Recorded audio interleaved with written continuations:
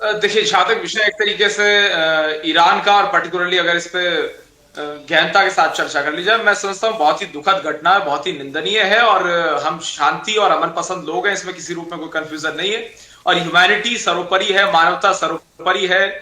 और निश्चित रूप से मानवता के आधार पर चलने वाले लोग पूरे विश्व में हैं। और निश्चित रूप से मानवता को संरक्षित करना, मानवता को सुरक्षित करना, यही हमारा एक तरीके से प्रमुख तौर पर कर्तव्य रहा था, रहा है, और निश्चित रूप से इसी के आधार पर हम चलते रहेंगे। ये हमारा स्पष्ट मानना है।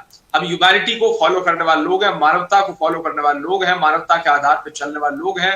और उसके साथ साथ किस प्रकार से वैश्विक शांति हो, इसको आगे, इस विचार को बढ़ाने वाले लोग हैं। इसमें किसी रूप में कोई कंफ्यूजन नहीं है। और उसके साथ साथ जहां तक विषय किसी प्रकार की इस तरीके की जो घटना होती है, निश्चित रूप से विश्व में एक तरीके से अशांति का माहौल बनता है। और किसी की हत्या कर दिया जाना, किसी को मार दिया जाना, ये पूर्ण रूप से गलत है, पूर्ण रूप से दुखद है।